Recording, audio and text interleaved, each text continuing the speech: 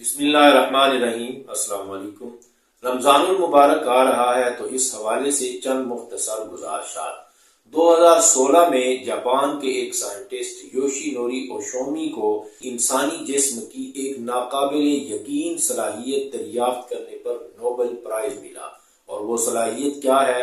وہ یہ ہے کہ اگر 24 گھنٹوں میں سے 16-17 گھنٹے معدہ خالی رکھا جائے، کچھ کھایا نہ جائے، تو جسم اپنے اندر سے غیر ضروری مادوں اور غیر ضروری میٹیریل کو کھانے اور بطور غذا استعمال کرنے لگتا ہے۔ اور وہ غیر ضروری میٹیریل کیا ہے؟ رسولیاں، گلٹیاں، کولیسٹرول، چربی اور حتیٰ کہ کینسر کے سیلز بھی وہ غیر ضروری میٹیریل ہے جو اس طرح ختم ہونے لگتے ہیں۔ جسم کے اس عمل کو آٹوفیجی کا نام دیا گیا۔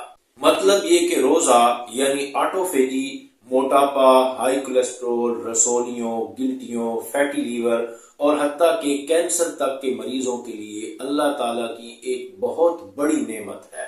لیکن آٹوفیجی یعنی روزہ رکھنے کا فائدہ صرف اس صورت میں ہوتا ہے جب آپ چینی، میٹھا، میدا، دودھ اور اس قسم کی تمام ہائی شوگر والی غذائیں مکمل طور پر بند کر دیتے ہیں۔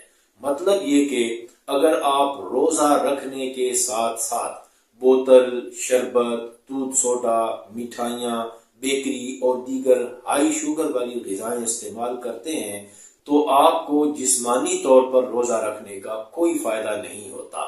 لہٰذا اگر آپ ثواب کے ساتھ ساتھ روزہ میں رکھی ہوئی اللہ تعالیٰ کی ہمارے جسم کی صفائی کی اور اصلاح کی زبردست حکمت سے بھرپور فائدہ اٹھانا چاہتے ہیں اور روزے کی مدد سے روح کے ساتھ جسم کو بھی صاف ستھرا کرنا چاہتے ہیں تو رمضان شریف میں روزے رکھنے کے ساتھ ساتھ چینی، میٹھا، میدے کی بنی ہوئی چیزوں، مٹھائیوں، بیکری، شربت، بوتل، دودھ اور دودھ سے بنی ہوئی چیزوں سے مکمل پرہیز کریں، اور پھر دیکھیں کہ روزے رکھنے سے آپ کے جسم میں، آپ کی صحت میں کیا شاندار تبدیلیاں آتی ہیں۔ اور تمام مریض، خصوصاً بڑی بیماریوں کے مریض، روزے اپنے معالج کے مشورے سے رکھیں۔